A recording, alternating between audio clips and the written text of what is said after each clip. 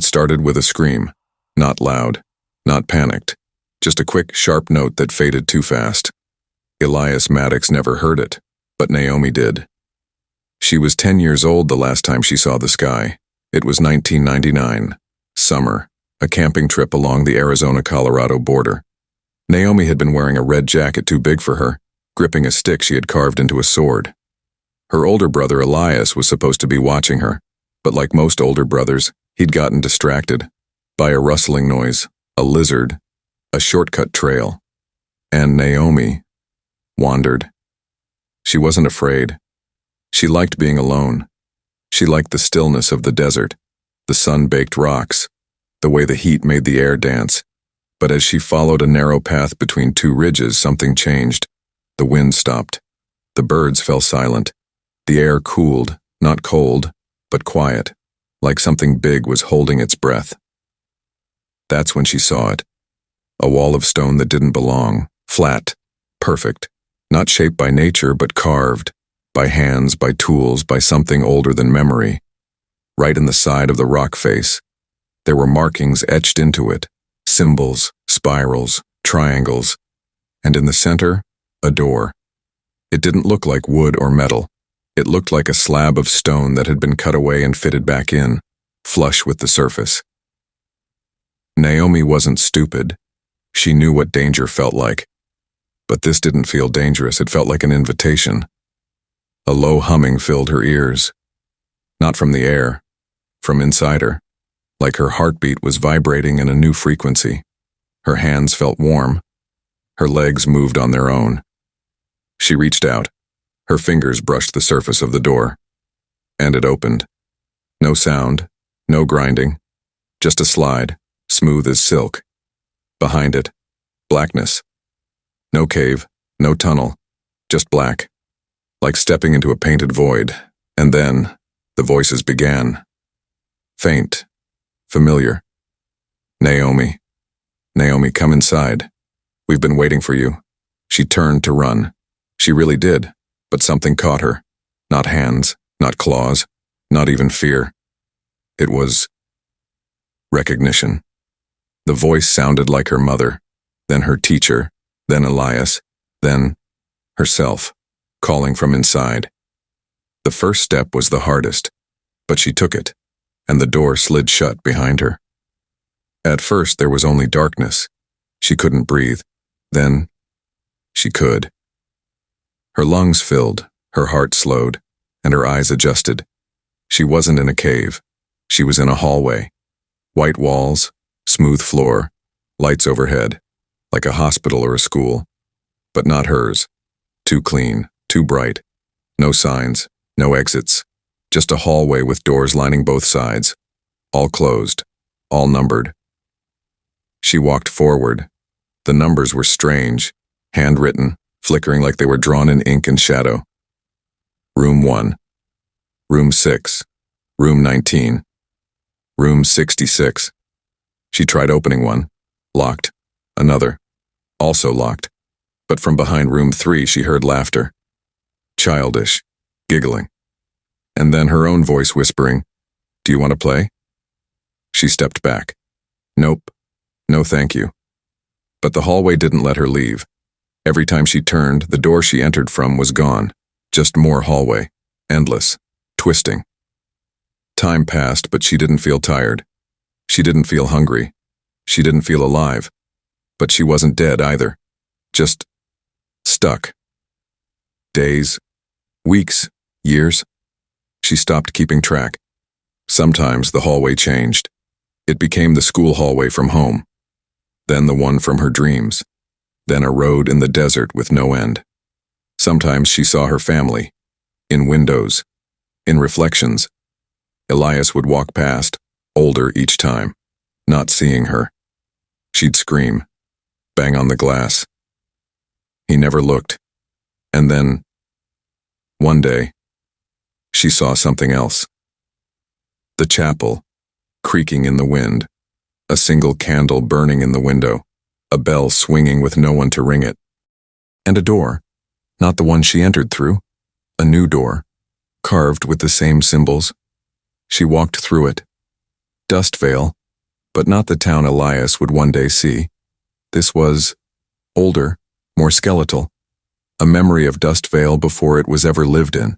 The sky was blood-colored, the ground breathed under her feet, and the buildings were hollow, not broken, just empty, like stage props in a forgotten play. She wandered through them, general store, post office, chapel. Inside the chapel, a mirror stood at the altar. She looked into it and saw a different version of herself. Older, taller, wearing a long white dress, eyes black. The reflection smiled. "Soon you'll remember," Naomi screamed. The glass cracked, and everything changed. Now the town was alive. People walked the streets, men in hats, women with parasols, children skipping rope, all too perfect, too still. When Naomi approached them, they didn't speak, just turned and smiled, their teeth too many, eyes too black, voices too quiet. Dust Vale was building itself, around her, for her. She ran. She tried to find the desert again, but it was gone. Only more buildings, and the chapel, always the chapel. One night she stood on the chapel steps. The door creaked open. Inside sat a boy, older than her, tired. Elias. He didn't see her, not yet, not really. But she knew. One day he would. One day he would come. He had to. She wasn't lost in the desert. She was waiting. For someone to open the door again. For someone to remember. Because Dust Vale didn't steal her. She answered its call. And now, she was learning to call back. Dust Vale did not tell time. Naomi learned that quickly. There were no clocks, no calendars, no sun that rose or set. Only a sky that never looked the same twice, crimson, gray, copper, or black, textured like skin, and buildings that shifted their bones while she wasn't watching. The chapel was always there, always watching. So was the mirror at its altar. Naomi didn't look into it anymore. Not after what she saw. Not after the reflection smiled. Because that reflection had not blinked when she blinked. Had not cried when she cried. Had not grown older like she was now growing older. Yes, she was aging. Her limbs had stretched. Her face had sharpened. She wasn't 10 anymore. She might have been 14, or 20, or 60. She didn't know. Because Dust Vale wanted her like this, suspended between childhood and something ancient, and the longer she stayed, the more she heard it breathing. At first the breathing came from the wind. Late at night when she hid inside the hollow general store, she could hear the breeze shift into words. "Naomi, we see you. Don't be afraid. It's almost time." They always whispered from nowhere and everywhere. Sometimes they echoed through the town bell, tolling in single notes that vibrated in her teeth. Other times they came through the walls of the buildings themselves like the wood was remembering something. And sometimes they came from inside her.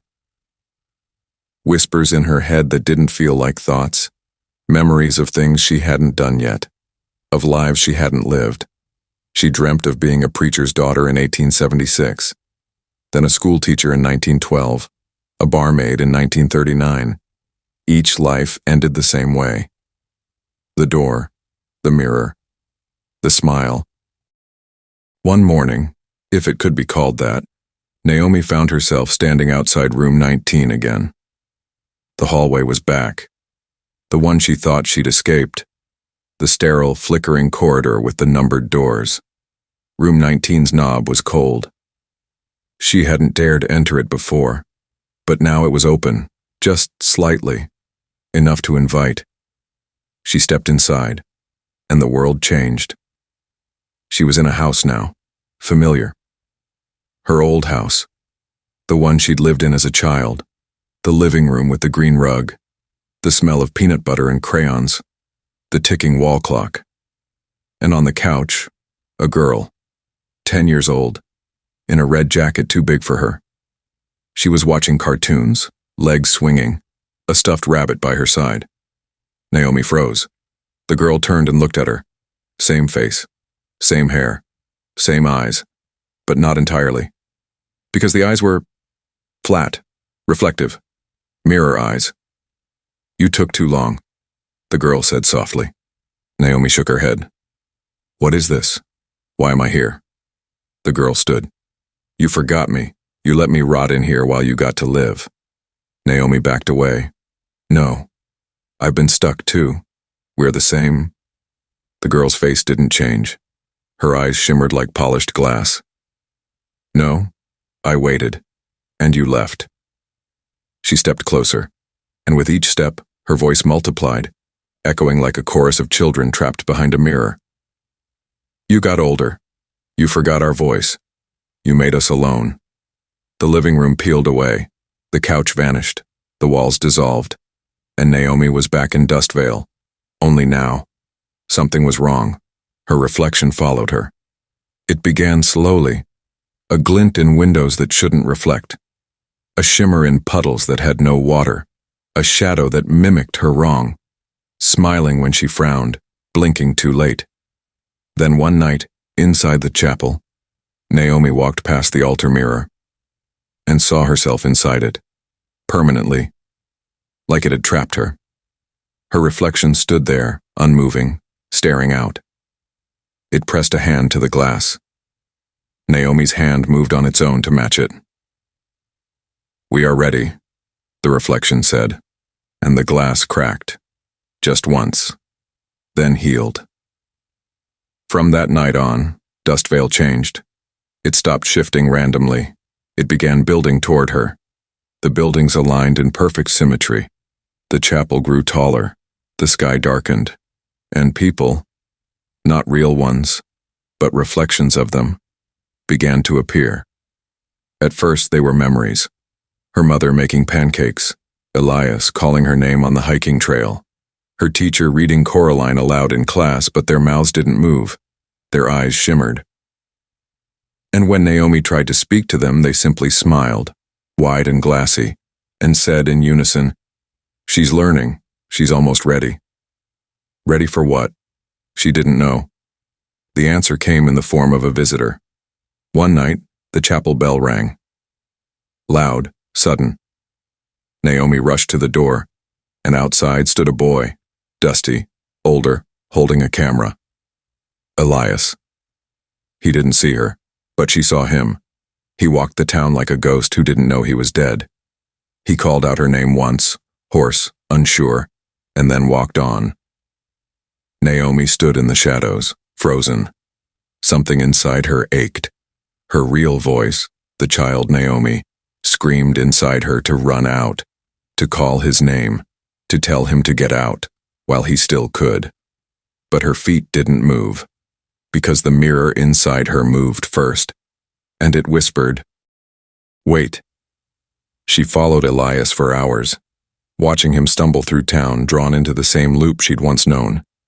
She saw the terror in his eyes, the disbelief, the way he questioned his memories. And then, she saw him near the mine, where it all began, and she knew it was time. She stepped out from the shadows and whispered, Welcome home. His face went pale, because even after all these years, he recognized her voice. And that recognition broke the spell for just a moment. Naomi felt herself again. She remembered who she was, what they'd been, the childhood games, the inside jokes, the nights camping under the stars. But the mirror, the one inside her, cracked, hard, and whispered, Too late. When Naomi returned to the chapel that night, the mirror was gone. In its place stood a new altar, with a name engraved on it. Elias Maddox. Naomi fell to her knees. Dustvale didn't forgive, it collected. And now, it had collected him. Just like it had collected her. Just like it would collect the next one. And the next. Because Dustvale wasn't a town, it was a wound, one that never healed. The chapel was different now. No longer cracked and dusty, it pulsed with a strange warmth. The pews gleamed, polished as if someone had been caring for them. Candles lit themselves. The air no longer smelled of dust, but of smoke and lavender and something faintly metallic.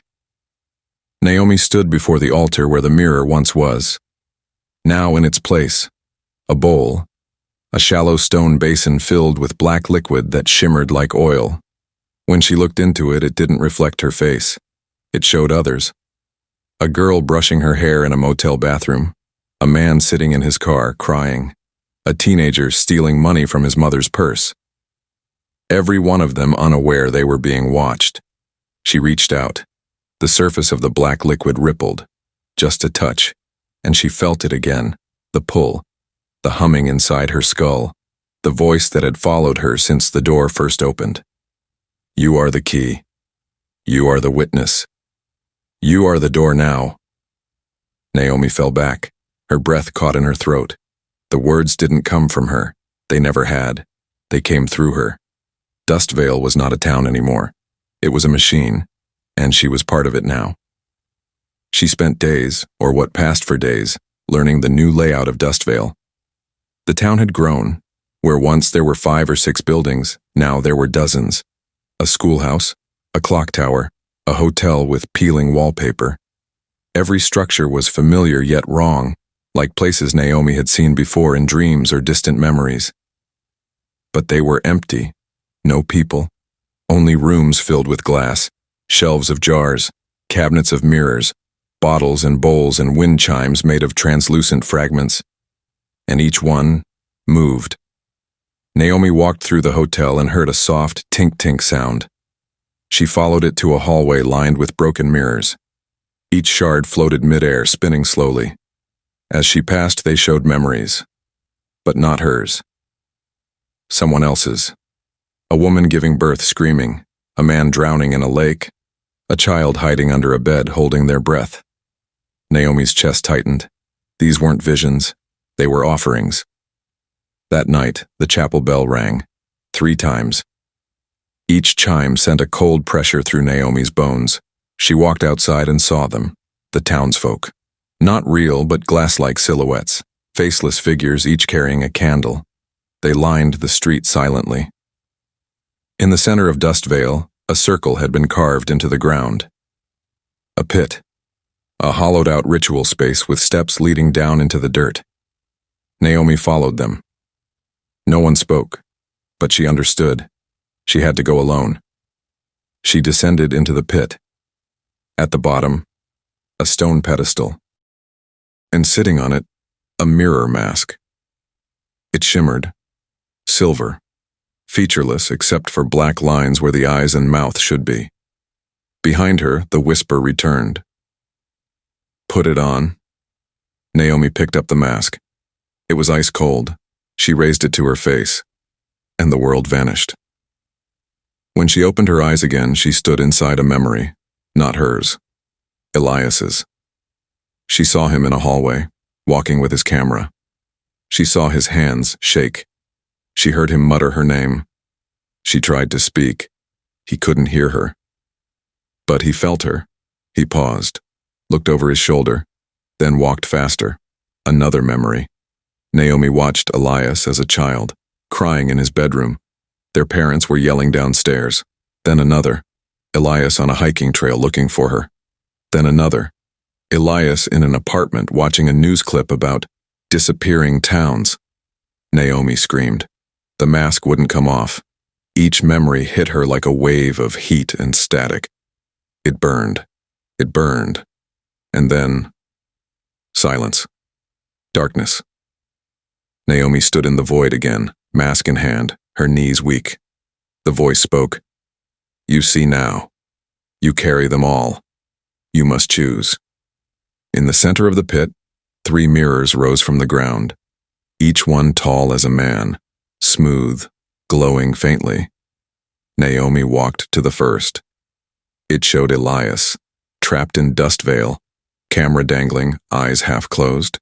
The second showed herself, before the desert, before the door, 10 years old again, smiling, alive.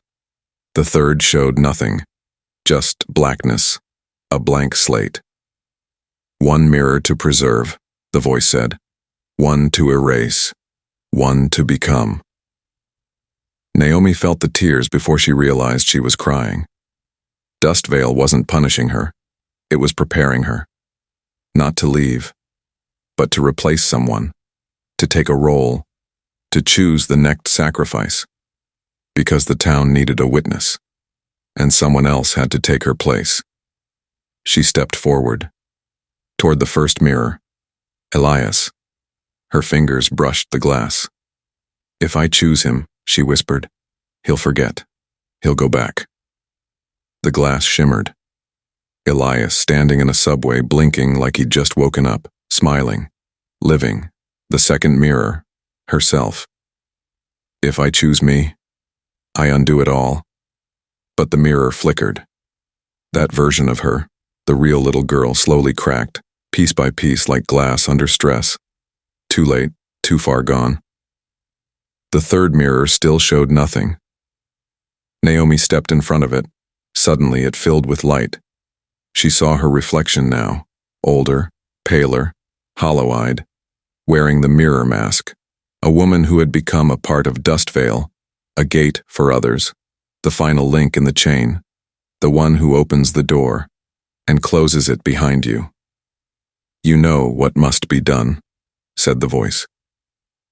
Naomi turned back. The silhouettes stared silently from above the pit, waiting, watching. One by one, their faces turned into her own. 10-year-old Naomi. Again, again, again. All the past versions of herself that had ever lived, all trapped, until now, until this choice. She raised the mask and whispered, "Let him go." The first mirror cracked. The vision of Elias flickered. He dropped his camera. He gasped. The wind rushed past him. He was leaving. Dust Veil was letting him go. Naomi screamed. Her body shook. The mask fused to her skin. The light burned everything.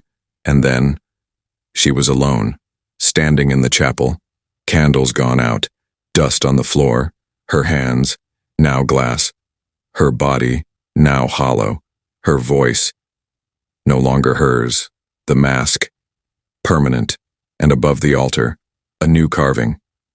Naomi, the mirror girl guardian of the gate. Dust Veil does not sleep, and now neither did Naomi. Not in the human way, not in the body under a blanket kind of way. She drifted, between walls, between thoughts, between reflections. She was no longer flesh and blood. She was glass and silence and memory. And wherever light caught the right angle, wherever silvered glass hung on a wall or a phone screen went black, she was there, watching, waiting.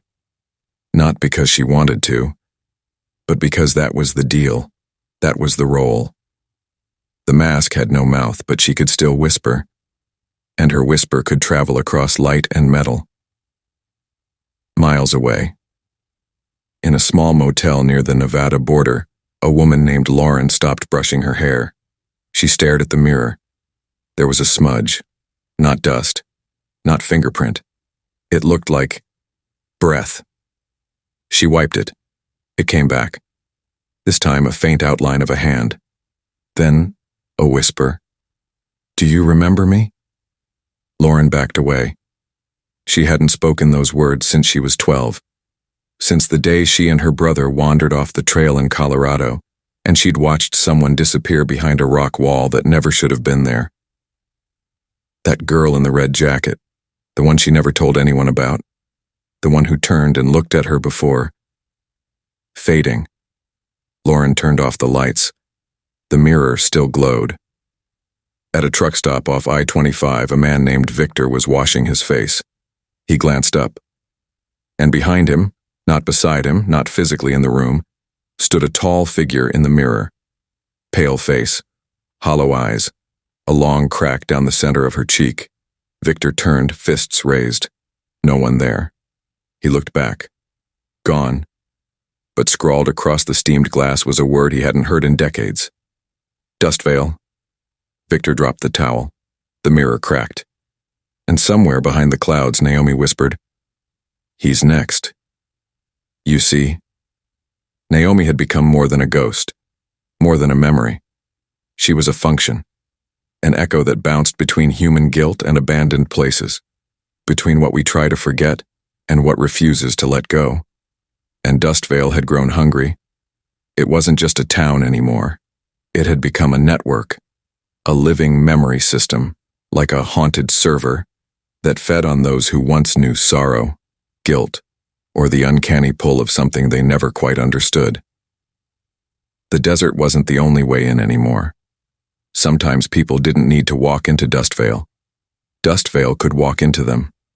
Through guilt, through regret, through mirrors.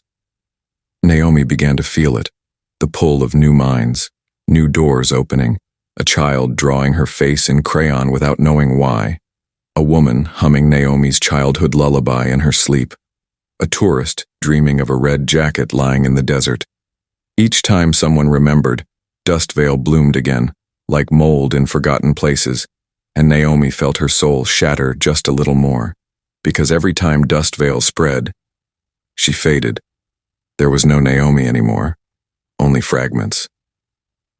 One night she drifted too far, into a small apartment in Albuquerque.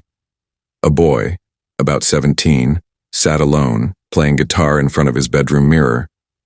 He paused, looked up. Naomi stared back at him. He gasped, dropped the pick. "Who are you?" he whispered. She didn't reply, but her image moved on its own, smiled. And behind her, in the mirror, the chapel appeared.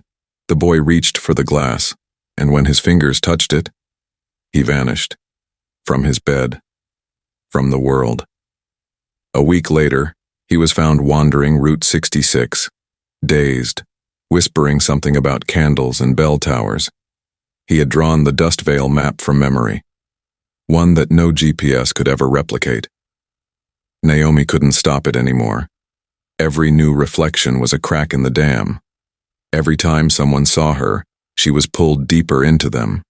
And worse, pieces of them stayed in her, their fears, their childhood traumas, their guilt. They swirled inside her like black oil, spinning in the space where her heart used to be. And now, Naomi began to dream again. Not her own dreams, but theirs. She saw 100 versions of herself. A girl with a scar, a boy in a hoodie, a mother with shaking hands. Every time someone let her in, she wore them like skin. She didn't want to. She begged the voice inside her to stop, but the voice was no longer Dustvale's. It was hers. "Let me out," Naomi whispered, standing once more before the cracked altar. She had returned to the chapel. The bell did not ring. The basin was dry, and the mask, it was now her face, permanently. The chapel windows reflected nothing. She saw no shadow, no memory, just emptiness. "You are the witness," the wind hissed. "You opened the door. Now you must wait for the next," Naomi screamed. Her voice shattered every mirror in Dustvale. And for a moment, just a moment, silence returned. Until a phone lit up in a stranger's hand. Until a bathroom mirror fogged again. Until a child drew another red jacket girl in the sand. Because Naomi was now more than haunted. She was haunting. And no matter where you go, no matter how far from the Colorado desert, there's a chance, just a flicker, that the next time you look in a mirror, you'll see a girl watching you, eyes black, face blank, and behind her a chapel bell about to toll. They say you die twice, once when your heart stops, and once when your name is spoken for the last time. But Naomi had died 1,000 times, in 1,000 mirrors, in the whisper of her own name, in the sound of chapel bells no one else could hear. She didn't walk anymore. She glided between light and reflection. She didn't breathe. She simply existed where memory cracked. Dustvale had no sky now, just static, no buildings, just outlines. No people, just ghosts of possibility. And at the center of it all, the chapel, always the chapel, pulsing like a rotten heart. The altar was empty now. The glass was gone, and Naomi stood in its place. She didn't cry anymore. She remembered, and remembering was pain enough. She felt him before she saw him. Another one. Another lost soul drawn to the edge, drawn to her. His name was Marcus. 17, skinny, curious, a high schooler fascinated by urban legends, haunted towns, and unexplained disappearances. He'd found Dust Veil in an old chat forum. Some girl on Reddit had whispered about seeing a girl in her mirror. Then she vanished. He chased the digital trail to its roots, to a ghost town that didn't exist on maps, to a dirt road no GPS could follow, to the edge of the Colorado desert where heat shimmered and shadows slithered like veins under the sand. And there, he saw it. A chapel, no roof, no door, just Naomi. She didn't speak, but he felt it, a pull behind his ribs, like homesickness for a place he'd never been. He stepped forward. Naomi tilted her head. Her reflection followed him in every window. Every glint of glass in his camera lens. He raised the lens. She didn't appear, only the chapel did. Crisp, solid, still. He blinked. She was closer now, eyes dark as obsidian, mask smooth and cold. Her voice drifted into his head like steam. You see me. So you belong. Marcus dropped the camera. It didn't hit the ground. It dissolved, just like his shadow, just like his name. Naomi reached out, touched his forehead. The moment she did, the chapel came to life. Windows ignited with red light. Candles erupted along the aisles. The bell rang. Once, twice, thrice, and then stopped. Marcus was gone, but he wasn't dead. Not yet. He had entered, and the town began building itself again. New buildings, new echoes, new rooms for him to forget himself inside. Naomi watched, and she began to shake. She could feel him in her now, his memories, his childhood, his fears.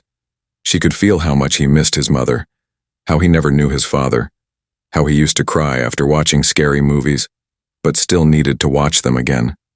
She saw his life like glass spinning through sunlight. And she saw his future.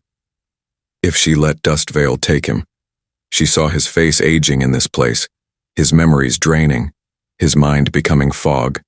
She saw him wander through endless corridors of reflections until he no longer remembered his name. Until he became like her. Naomi's hands trembled. She looked down. They were no longer glass. They were human. Flesh. Veins. She touched her cheek. Warm. She felt real. Dust Veil had given her one final mercy, a choice. Not just for Marcus, but for her. The cycle could end here. If she passed the mask, if she let someone else bear it, she could leave.